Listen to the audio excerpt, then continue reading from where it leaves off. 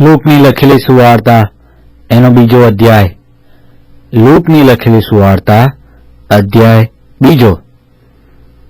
તે દિવસોમાં કૈસર અગસ્તસે એવો ઠરાવ બહાર પાડ્યો કે સર્વ દેશોના લોકના નામ નોંધાય. કુરેનિયસ સિરિયા પ્રાંતનો હાકેમ હતો. તેના વખતમાં વસ્તીની એ પ્રથમ ગણતરી થઈ હતી. બધા પોતાના નામ નોંધાવા સારું પોતપોતાના શહેરમાં ગયા. અને યુસફ પણ ગાલિલના નાઝરેથ શહેરમાંથી યહૂદિયા મધ્ય દાઉદનું શહેર જે બેથલેહેમ કહેવાય છે તેમાં પોતાનું તથા પોતાની ગર્ભવતી વેબિશાળી પત્ની મરિયમનું નામ નોંધાવા ગયો, કેમ કે તે દાઉદના વંશ તથા કુળમાંનો હતો. તેઓ ત્યાં હતા એટલામાં તેના દિવસ પૂરા થયા અને તેને પોતાનો પ્રથમ દીકરો જન્મ્યો. તેણે તેને કપડામાં લપેટીને ગભામાં સુવાડ્યો, કારણ કે તેઓને માટે ધર્મશાળામાં કંઈ જગા નહોતી. તે દેશમાં ઘેટા બાળકો રાત્રે ખેતરમાં રહીને પોતાના ટોળાને સાચવતા હતા.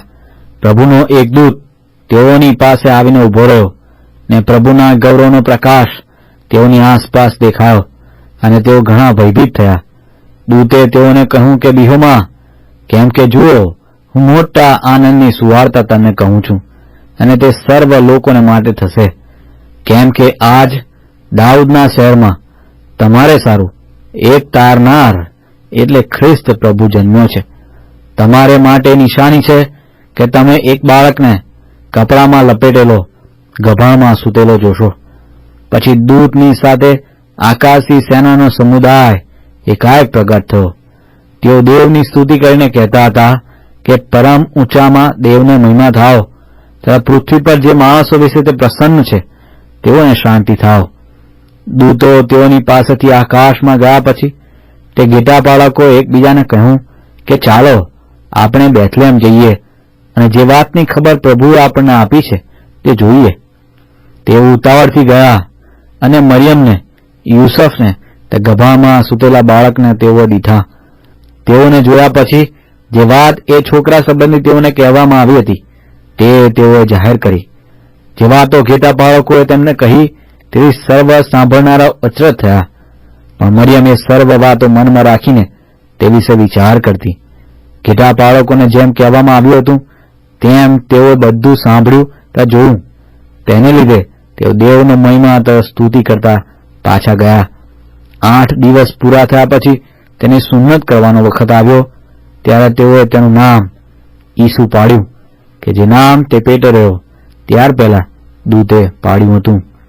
મૂસાના નિયમશાસ્ત્ર પ્રમાણે તેઓના શુદ્ધિકરણના દિવસ પૂરા થયા, ત્યારે જેમ પ્રભુના નિયમશાસ્ત્રમાં લખેલું છે કે પહેલો અવતરેલો દરેક નર પ્રભુને માટે પવિત્ર કહેવાય, તે પ્રમાણે તેઓ તેને પ્રભુની આગળ રજૂ કરવાને પ્રભુના નિયમશાસ્ત્રમાં ફરમાવ્યા પ્રમાણે એક જોડ હોલાનો અથવા કબૂતરના 2 બચ્ચાનો યજ્ઞ કરવા માટે તેઓ તેને યરૂશાલેમ લાવ્યા.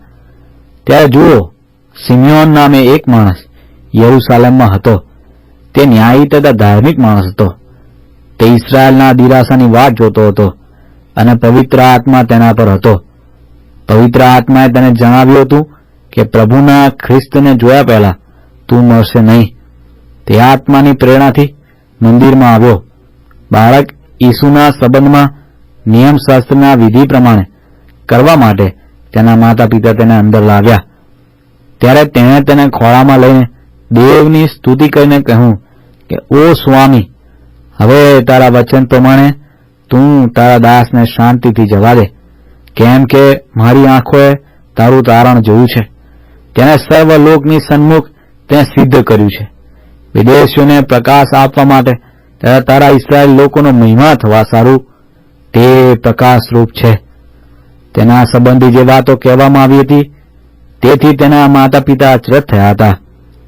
સિમિયોને તેઓને આશીર્વાદ દીધો અને તેની મા મરિયમને કહ્યું કે જો આ બાળક ઇસ્રાયેલમાંના ઘણાના પડવા તથા પાછા ઉઠવા સારું જેની વિરુદ્ધ વાંધા લેવામાં આવે તેની નિશાની રૂપ થવા સારું ઠરાવેલો છે.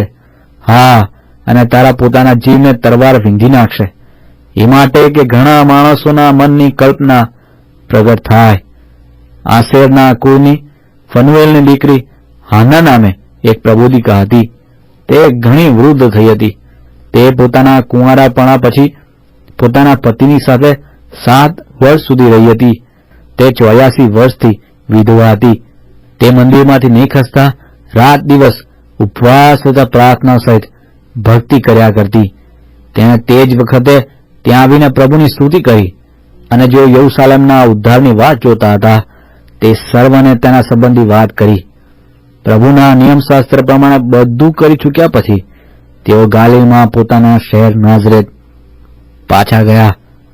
તે છોકરો મોટો થયો અને જ્ઞાનથી ભરપૂર થઈને બળવાન થયો અને દેવની કૃપા તેના પર હતી. તેના માતા પિતા વર્ષો વર્ષ પાસખા પર્વમાં યરુશલેમ જતા હતા. તે 12 વર્ષનો થયો ત્યારે તેઓ રીત પ્રમાણે પર્વમાં ગયા. પર્વના દિવસો પૂરા કરીને તેઓ પાછા જવા લાગ્યા. ત્યારે છોકરો ઈસુ યરુશલેમમાં પાછો ગયો અને તેના માતા પિતાને તેની ખબર પડી નહીં. પણ તે સંઘમાં હશે એમ ધારીને તેઓ એક મજલ જેટલે ગયા.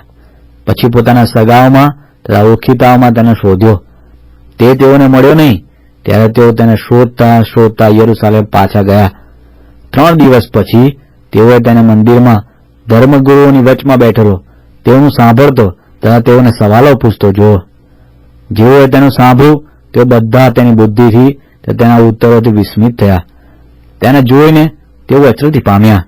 તેની માએ તેને પૂછ્યું કે દીકરા, તું અમારી સાથે આવી રીતે કેમ વર્ત્યો?